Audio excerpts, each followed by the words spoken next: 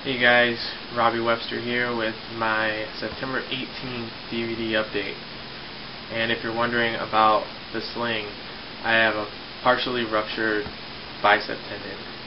And it's nothing too serious because it wasn't a full tear of the tendon. So I just have to go to physical therapy. I'm out of work for about 10 days.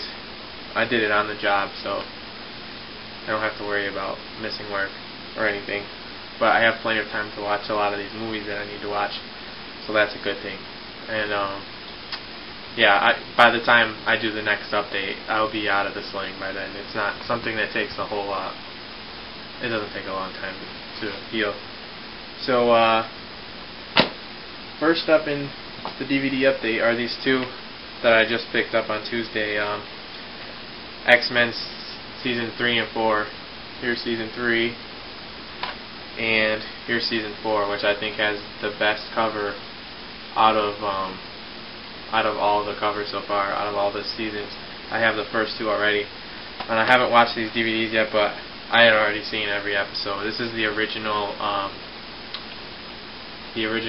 cartoon series from when I was a kid. It started in 1992, and I'm not sure how long it ran. I think it was maybe 6 or 7, maybe 8 seasons. And there's let's see, about 20, 18 to 20 episodes on each season, and this is a great series. Like I said, I grew up on this. This is one of my all-time favorite cartoons.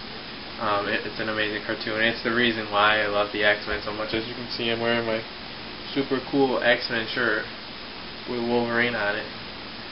So yeah, that was a big part of my childhood, was that TV show. My favorite Saturday morning cartoon was, well, I love the Ninja Turtles more than I love them, but I don't remember exactly which day. I was younger when I watched Ninja Turtles, so I don't know when that was on, but I just remember Saturdays watching X-Men on Fox. And the next one I got it for $3 at Big Lots. Rising, Stargate Atlantis Rising. This is just the pilot episode of Stargate Atlantis, which obviously I already have because I have all those seasons, but this set, since it was only $3, I figured I'd pick it up. It'll look good up there with the rest of them. Plus it has a lot of bonus features on it, which are cool, and I can't wait to check this one out.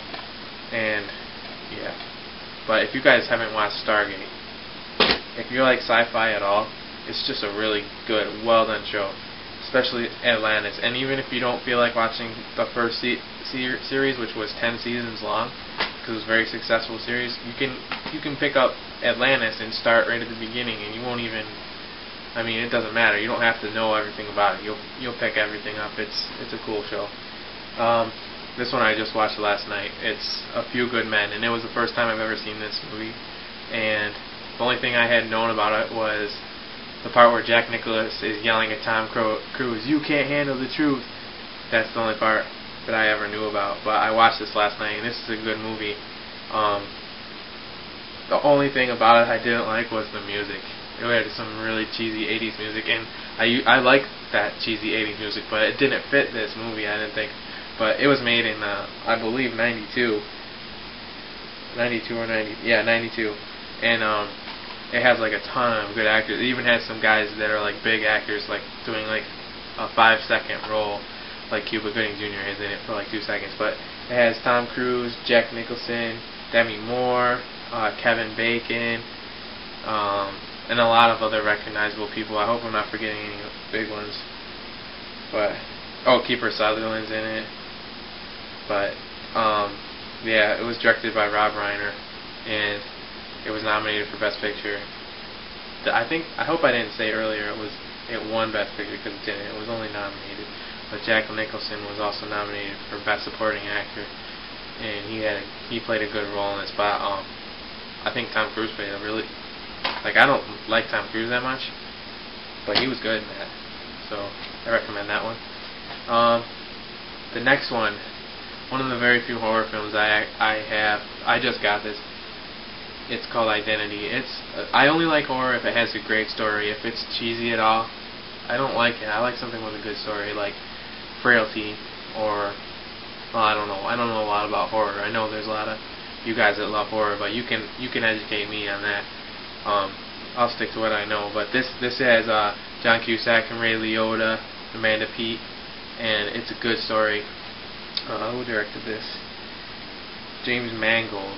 And yeah, I remember watching this when it first came out. It's only an hour and a half long, and came out in 2003. And this is a pretty good movie. I recommend watching this. Sometimes, like, if you have any movie channels, it's on those channels a lot. I didn't know that because I haven't had cable in a couple of years, but you should pick that up if you can find it.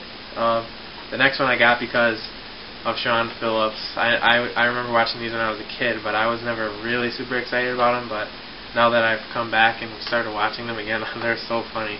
And I got Big Top Pee-wee. I don't have Pee-wee's Big Adventure yet, but I'll get that when I come across it. I've seen it for like $20. I'm not gonna spend $20 on it, but this one's only $5. I got it for $5. This is a really funny movie. It's just, I don't know, typical Pee-wee Herman. Yeah, that's a really funny movie. You should watch that. The next one I got was a film by, well, actually it's two films by George Lucas. It's American Graffiti and More American Graffiti. And it comes in this drive-in double feature DVD set. Sorry. It looks like a jukebox. It's pretty cool. Like, it opens up. It has both movies on it. It has all these cool pictures in it. And the best thing about these movies is the music. It's amazing. It really feels like you're in the 1960s. Like, even though that's way before my time, I like this movie a lot. And it has Ron Howard and Richard Dreyfuss. And the first one has a lot of, like, it has Harrison Ford. It's like one of his first role. I believe it is maybe his first role. And in the second one, he only has a cameo because the second one came out after Star Wars, and he was probably doing all kinds of other stuff. He didn't have a lot of time for that. And he was probably a big-time actor. They couldn't afford him. But the first one's definitely better than the second one. The second one I thought was kind of annoying. Some of the ways they did stuff. They kept having like 4 different pictures on the screen. It kept all this fancy stuff, and I really wish they just stuck to the first movie. It was really cool, and it just really shows you like what life was like in the 60s a little bit. Not, I mean, I don't know if that's how it really was, because obviously I didn't live back then, but it's cool. It's a good movie. Definitely at least watch the first one.